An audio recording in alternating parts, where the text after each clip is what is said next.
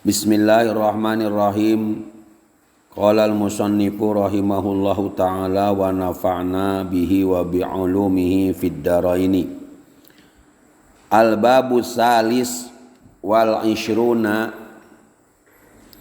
utawi bab nomor 23 fi fadilati taubati ing dalem nerangaken fadilah keutamaan taubat. Qala dawuh sapa an-nabiyyu sallallahu alaihi wasallama Kanjeng Nabi Muhammad sallallahu alaihi wasallam. At-taibu utawi wong kang taubat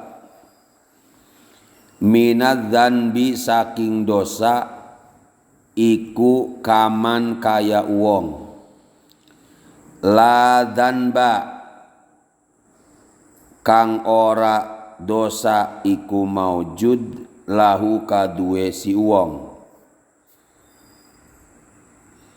Wal mustaghfiru utawi wong kang nyuwun pangampura minadzanbi saking dosa wa huwa hale utawi al mustaghfir iku mukimun njumenengi alaihi ingatase dosa iku kal mustahzi'i kaya wong kang ngguyu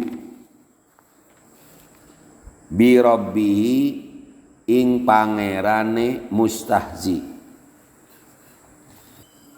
Bab nomor 23 menjelaskan tentang keutamaan taubat.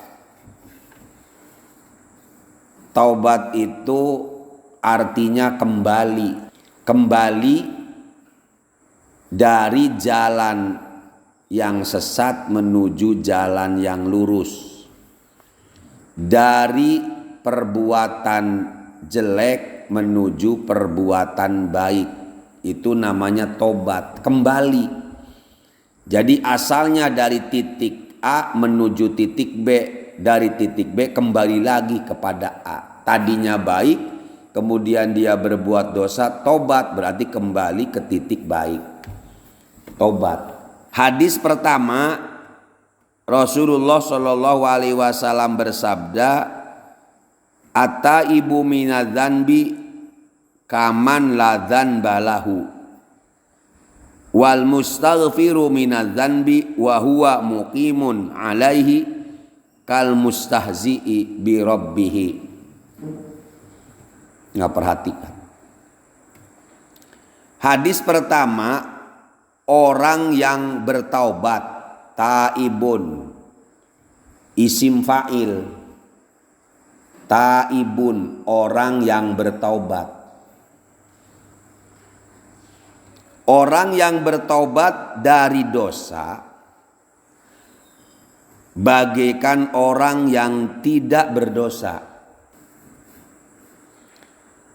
Bab yang lalu Bapak kan jelaskan, ketika misalnya seseorang punya dosa, kalau diilustrasikan dosa ini sebesar gunung, kemudian dia bertobat dan tobatnya diterima oleh Allah Subhanahu wa taala, maka dosa yang tadi sebesar gunung itu berubah menjadi kebaikan. Ada pendapat yang kedua, dosa itu dilebur, hilang sama sekali. Jadi itu untungnya orang bertobat.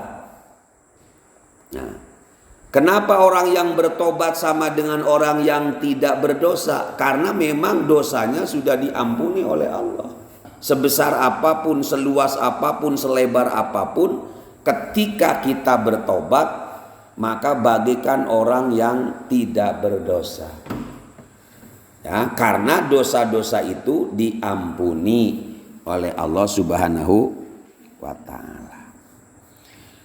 Tetapi lanjutan hadis ini, wal mustaghfiru, orang yang meminta ampun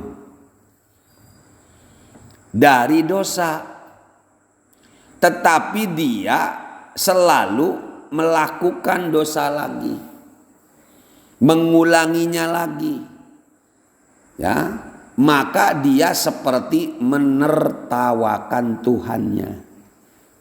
Nah ini,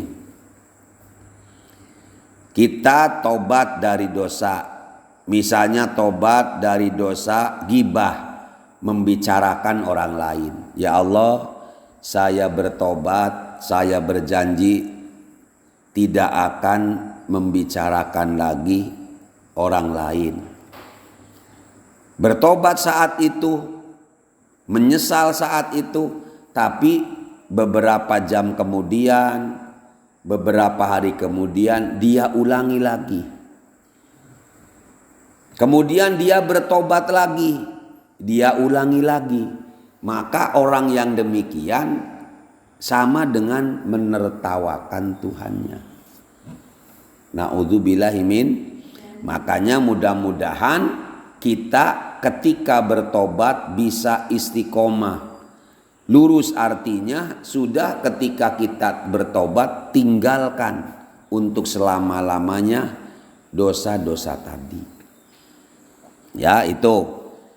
Jadi jangan sampai kita termasuk orang yang menertawakan Tuhan. Na'udzubillahi min dzalik. Kemudian hadis yang kedua, qala sallallahu alaihi wasallam, an-nadamu taubatun wa taibu minadz-dzanbi kaman la dzanbalah. Kata Rasulullah, an-nadamu, rasa menyesal. Penyesalan itu taubat. Makanya ada hadis Nabi ya tadi, at-taubatu an-nadamu. Taubat itu adalah menyesal.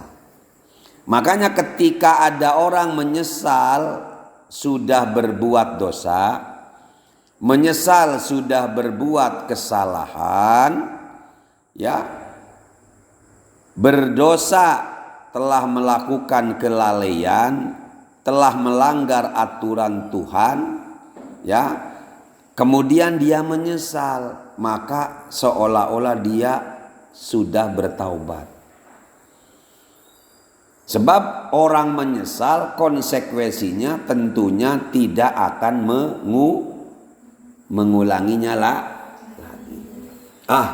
Saya menyesal. Sudah, kalau orang menyesal biasanya tidak akan mengulanginya lagi. Ya, makanya ada hadis Rasulullah bahwa menyesal itu simbol daripada orang yang bertobat. Tadi rasa menyesal, orang menyesal kan sedih, hanjakal. Ada wong Jawa mah, ya. Nah, ya Allah, saya menyesal telah berbuat A, saya menyesal telah berbuat anu dan lain sebagainya. Maka ketika kita menyesal biasanya kita jauhi perbuatan itu. Maka dia sudah bertaubat kepada Allah. Itu makna daripada hadis yang kedua.